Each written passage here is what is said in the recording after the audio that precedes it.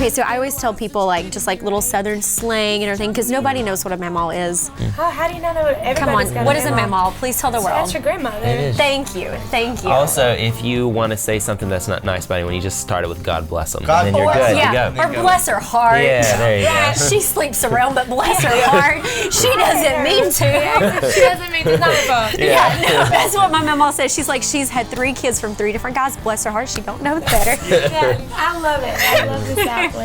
Yeah, we always threw around the brother mans and sister woman, but it's like if you're getting an attitude, listen, brother man, you better watch that attitude, you know, so it's sort of precious. Well, it's funny, Pioneer, we actually wrote a song called End of Time, and we basically describe what the end of the times look like in the South. And so it's everything from what? Sweet tea. It says sweet tea. Oh, I know it. Dry, and then the Alabama moon fall from the sky. Yeah. How do y'all go on tour and be away from your home? Like, how is that? You know, our tour bus is kind of like our apartment on wheels, and so we feel like no matter where it's parked, the wild, wild west, the northeast, the midwest, the south, it's home if we can just get back to our own bunks. We do live in East Tennessee, but we kind of say going home is like vacation. Now, y'all are out with Rascal Flats. How is that? They photobomb a whole bunch, so we gotta watch out for that. They may be here today. Okay, no, we're good. I think they might be hiding behind the couch. They might just randomly come up and photo. We had a Rascal Flats sweep before doing the interview, actually, so they're not here. Came in. But they're really great guys to be out with. It's called the Live and Loud Tour, which it just dawned on me that it was live and loud. And not I've been calling it the live. Live and Loud. I was like, what does that mean? Yeah. Live, but like loudly. Yeah. I love it. But y'all's album name, I think, is so interesting because you definitely have like a rock vibe, but then you also have the country. How did you guys come up with that? I guess the band Perry in its truest essence is us live. The producer who produced Pioneer actually came out and saw a live show of ours, and what he noticed is we have tons of electric guitars, a lot of big drums. Kimberly makes a lot of extra noises when she sings. Like this, yeah. I'm done. So he really kind of got all that up, put it in a bottle and shook it up, and Pioneer is kind of what we got out of it. I want to talk about your performance at the ACMs because you guys like completely just rocked the house. Like I was like, holy, like I was in my seat and I'm just like, oh my God, like I kind of want to get up and jive right now. We called that the most dangerous performance of the night. Not only did you have pyrotechnics and hairspray, but we actually popped out of the ground in what you call toasters. Toasters are basically like it's at floor level, and then they shoot you up like a toaster. I mean, we got our inner Pop-Tart on, you know, in real time. And so we did like a dry run before cameras, and Reid fell. Neil's toaster didn't elevate, so it's like I'm so glad that we did a trial run right before showtime. Once it was time Stuck the to landing. be live on camera, we were like, oh, it's party time. We got this now.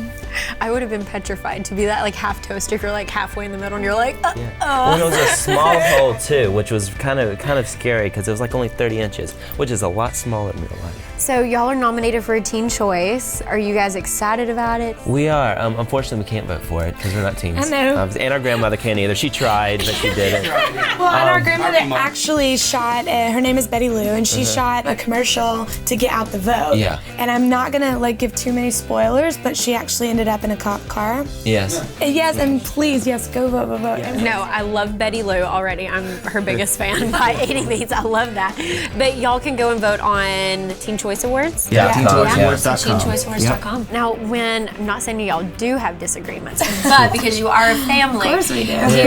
do y'all's parents ever kind of have to like intervene? Do they kind of like mediate the situation? I do feel like we have perpetual Peter Pan syndrome. I mean, if we all three have an opposing opinion, meaning Reid is very loud about his, I'm hell-bent on mine, and Neil has his opinion, sometimes we'll bring them in as Tiebreaker. mediators, and like, I was like, Mom sides with you. Well, our mom's the middle child, Reid's the middle child. Well, and it's supposed to work as a democracy. You know, 3 votes wins. Either that or, you know, he who screams the loudest. But yeah, get out. You know what's interesting though? Most people think Kimberly's the big bossy sister just because she is the oldest of the 3 of us. But it's not true. As we were making our new album, Reid stepped up as the bossy one. Like how that happened. Which means Neil's next. Get ready. I want to play a little sibling game. Oh boy. Oh, it's We're not very bad. competitive. Yeah. Does one of us win, or do we all get to Oh, win? well, God, I don't even know. We'll have to see what the prize is. It's kind of like how well do you know your siblings, okay? So what would Neil never leave home without?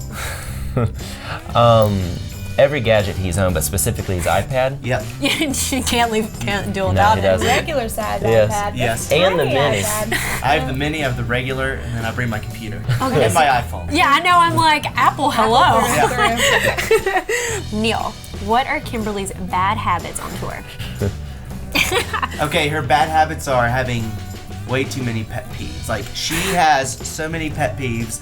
In the morning, if anyone slurps their coffee, Kimberly is all over that. So of course he does it on purpose. So of course I do it on purpose. And then if somebody spells definitely wrong, she how do they spell it? D-E-F-I-N-A-T? Is that It's it? with an A instead of an I. So her bad habits are too many pet peeves. Yes. What would be Reid's biggest pet peeve? He just really always has a different opinion. No, that's my pet peeve, not yours. No, that is our pet peeve about you, but I think that I think that's his greatest weakness. But he's got this other thing that Kimberly and I call working on the wear down. And again, this goes That back would to be our pet peeve. that'd be our pet peeve, where if he has an opinion, he just keeps repeating it over and over until we finally agree, just because we're worn out. I You have have career in to. politics. Yeah. I just want to thank you guys so much for stopping by, and I feel a little bit at home. Y'all have made my week because you're from Tennessee. All so- right. I love Yeah. it. All Good to see right. Bye, y'all. Bless your heart.